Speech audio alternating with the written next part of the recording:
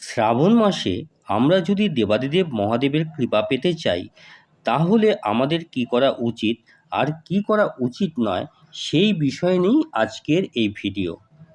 তাই আপনাদের কাছে অনুরোধ, ভিডিওটি স্কিপ না করে সম্পূর্ণ দেখুন। নমস্কার বন্ধুরা, আপনাদের সকলকে অমৃত দিশারি ইউটিউব চ্যানেলে স্বাগত। মানব জীবনের এক অন্যতম লক্ষ্য হলো আত্মশুদ্ধি।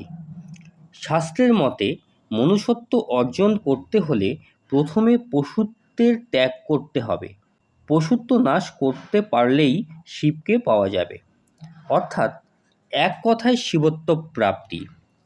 এই কথাটি শুধু দর্শনের নয়, এটি এক জীবনের দিশা। এখানে পশুত্ব বলতে বোঝানো হয়েছে আমাদের মধ্যে থাকা সেই পশুসুলভ প্রবৃত্তিগুলি, আমাদের প্রকৃত মানবতা বোধ থেকে আমাদের দূরে সরিয়ে রাখে, যা আমাদের নৈতিকতা, মানবিকতা এবং সুশৃঙ্খল জীবন থেকে দূরে সরিয়ে রাখে। মহাদেব অর্থাৎ ভগবান শিবকে পেতে হলে প্রথমেই যে কাজটি প্রত্যেক ভক্তদের করা উচিত তা হলো আমাদের মধ্যে যে পাশবিক অর্থাৎ পশুসুলভ স্বভাবগুলো রয়েছে সেগুলিকে ধ্বংস করে ফেলা। তাহলেই হবে পশুত্ব নাশ। অর্থাৎ এই পশুত্ব নাশের পরের প্রাপ্তি হলো শিবত্ব। বেশ, এতটুকু তো বোঝা গেল। তাহলে আমাদের কি করণীয় এবং কি করণীয় নয় সেই বিষয়ে আলোকপাত করছি।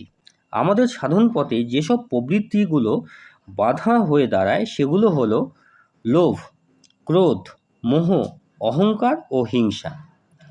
এইসব প্রবৃত্তি মানুষকে তার সত্যিকারের লক্ষ্য থেকে দূরে সরিয়ে দেয় এবং তাকে এক প্রকার অন্ধকারে নিমজ্জিত করে।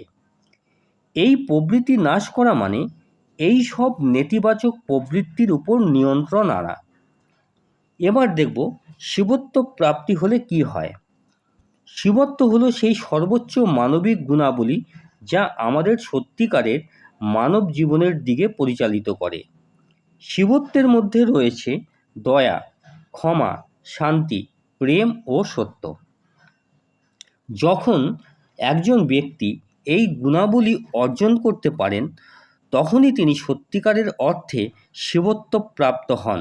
শিবত্ব প্রাপ্তি মানে হলো সমস্ত নেতিবাচক প্রবৃত্তির উপর বিজয়ী হয়ে মানবিক গুণাবলীর প্রতি নিজেকে সমর্পিত করা, অর্থাৎ স্যারেন্ডার করা।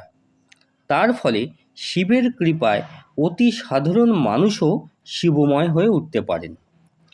এই প্রসঙ্গে আমরা সংক্ষেপে একটু জেনে নিই শিবকে। শিব হলেন শুদ্ধতা, শান্তি এবং প্রেমের প্রতীক।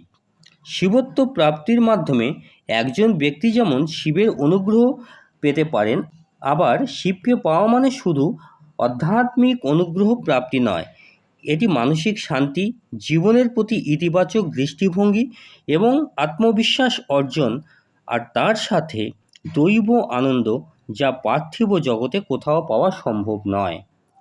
এবার আমরা জানব শ্রাবণ মাসে কোন কোন কাজের মাধ্যমে আমরা নিজেদেরকে নিয়োজিত করব বাবা মহাদেবের কৃপা পাওয়ার জন্য।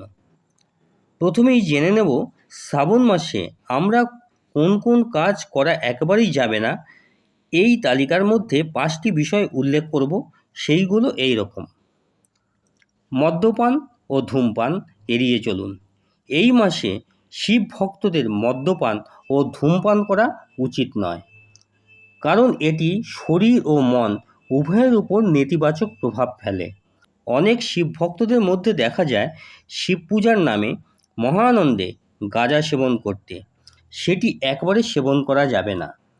বাবা মহাদেবকে গাঁজা নিবেদন করা বা এই গাঁজাকে প্রসাদ হিসেবে গ্রহণ করা অত্যন্ত পাপ। শাস্ত্রে কোথাও এর বিধান দেওয়া নেই, তাই সাবধান। মাংসাহার বর্জন, কারণ মাংসাহার করলে চিত্ত চাঞ্চল্য বৃদ্ধি পায়, তামসিক ভাব জাগ্রত হয়। তাই এই মাসে মাছ মাংস আহার বর্জন করা আবশ্যক। এই মাসে নিরামিষ আহার করা উচিত। জলীয় খাবার বর্জন, অর্থাৎ অতিরিক্ত পানীয় দ্রব্য অর্থাৎ শরবত জাতীয় পানীয় দ্রব্য পান করা অনুচিত। এই মাসে খাদ্য তালিকার মধ্যে থাকবে ফল, দুধ ও হবিষান্ন। বিবাহ বা মাঙ্গলিক কাজ, এই মাসে অর্থাৎ শ্রাবণ মাসে বিবাহ বা অন্য কোনো মাঙ্গলিক কাজ করা যাবে না, কারণ ভক্তরা এই শ্রাবণ মাসটিতে বাবা মহাদেবের কৃপা পাওয়ার জন্য উৎসর্গ করেছেন। কোনো শুভ বা মাঙ্গলিক কাজ করলে বাবার সাধনার ব্যাঘাত ঘটবে, সেই কারণে এই নিষেধাজ্ঞা। অন্যকে কষ্ট দেওয়া। শ্রাবণ মাসে অন্যকে কষ্ট দেওয়া বা কোনো ধরনের হিংসা করা উচিত নয়। শুধু শ্রাবণ মাস কেন, ভক্তদের কোনো মাসেই কোনো রকম হিংসাত্মক কাজে নিজেকে জড়িয়ে ফেলা উচিত নয়। এতে সাধনার বিঘ্ন ঘটে, হয়ে যায় হিতে বিপরীত। তাই সাবধান। কি কি কাজ করা যাবে না এই শ্রাবণ মাসে সেই বিষয় অবগত হলাম। এবার জানব আমাদের শ্রাবণ মাসে কি কি করতে হবে। তাহলে আসুন সেটি দেখে নিই। শ্রাবণ মাসে শিব ভক্তদের যা অবশ্যই করা উচিত সেগুলো পর্যায়ক্রমে বলছি। 1. শিব পূজা। প্রতিদিন শিবলিঙ্গে জল ও দুধ অর্পণ করে শিব পূজা করা আবশ্যক। 2. উপবাস রাখা। প্রতি সোমবার উপবাস রাখা অত্যন্ত পুণ্যময় বলে মনে করা হয়, এতে শিবের আশীর্বাদ লাভ করা যায়। 3. ভজন ও কীর্তন। শিবের নাম স্মরণ করে ভজন ও কীর্তন করা উচিত, এতে মানসিক শান্তি ও পুণ্যের লাভ হয়। 4. দান করা। শ্রাবণ মাসে গরিব ও দরিদ্র মানুষের মধ্যে দান করার প্রথা আছে, বিশেষ করে খাদ্য ও বস্ত্র দান করা উচিত।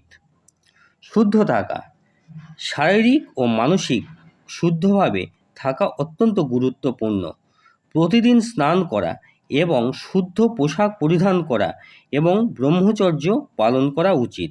এই নিয়মগুলো পালন করলে শ্রাবণ মাসে শিব ভক্তরা শিবের কৃপা লাভ করতে পারেন এবং তাদের জীবনকে সুখময় ও সমৃদ্ধশালী করে তুলতে পারেন।